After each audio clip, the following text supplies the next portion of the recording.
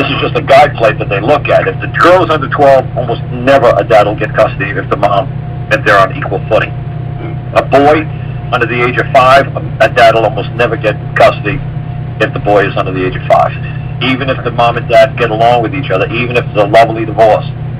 That's just like a template that they go by, like a mandate that they go by. 12-year-old girls always go to mom. 5-year-old and under always goes to mom. That's just the way they are. That's just the way it's always been for thousands of years. So like I said, yeah, you're right. You're dancing right on that line where the judge might actually toss your phone once that 11-year-old hits 12. That's like the magic number with girls in judges' minds.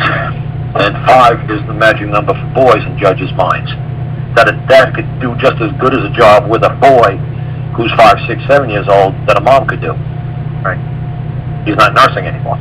He's not being, his butt's not being wiped anymore. That's basically where they're looking. And 12, obviously, you know why with the 12-year-old and a girl needs to be with the mom, obviously. You can't teach her things, believe me. Right. So that's why the judge is looking at this. So when the judge asks you what's changed, what I would do is I say, well, the boy's over 5 and the girls are over 12. That's what's changed. And that's basically all we need to do. And then now we got 50-50. See, that's what I'm saying. I try to look for a thing where a judge is looking, like me.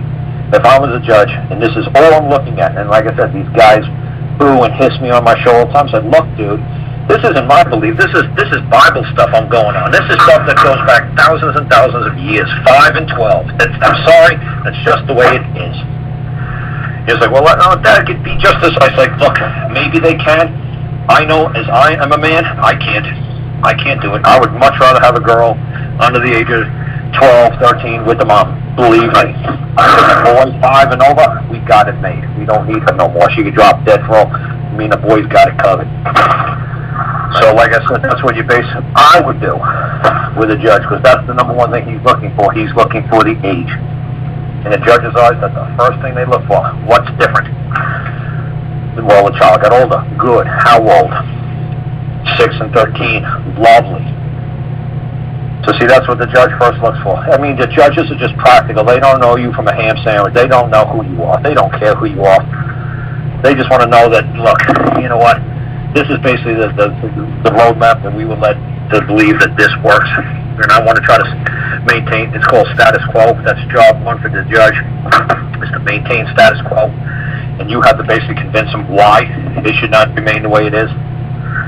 You just say, hey, look, 6 and 13. And the judge will say, okay, good enough for me. That's a change. That's a big change. So that's the whole trip.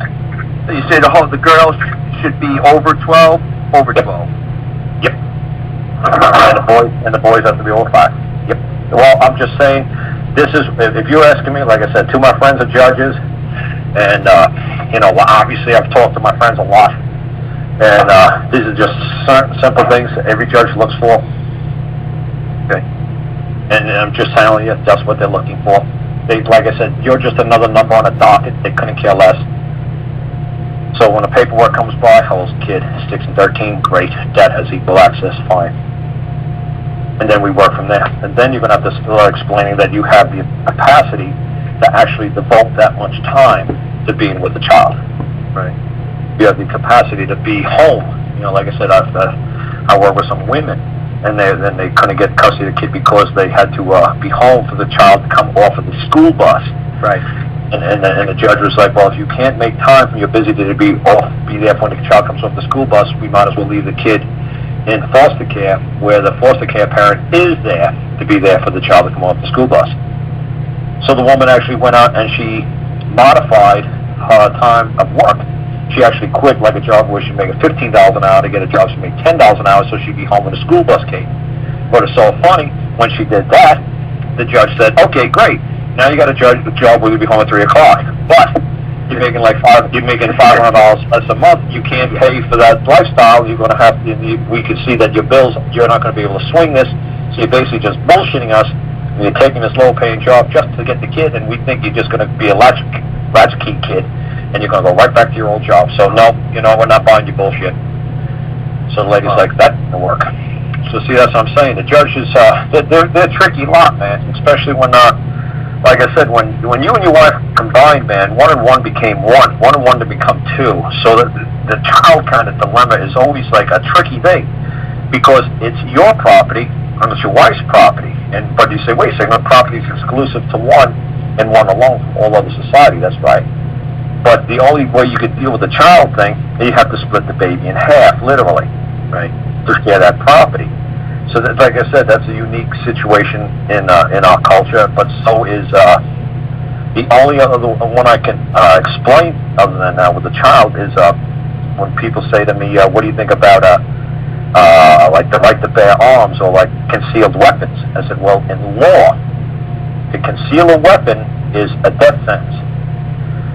But legally, you could actually get a permit and conceal a weapon. But there is nowhere in law that's ever existed on planet Earth where it was okay to conceal a weapon. It was always thought to be the most disgusting, vile thing you could do, was to conceal a weapon. When you walked into the king's court, you had to have all your weapons exposed so the king could see that you're a dangerous man. If he found out that you had a knife hidden, it was instant death. Yeah. So you had to, all the weapons had to be out in view, so the people walking down the street can see what they're going to encounter.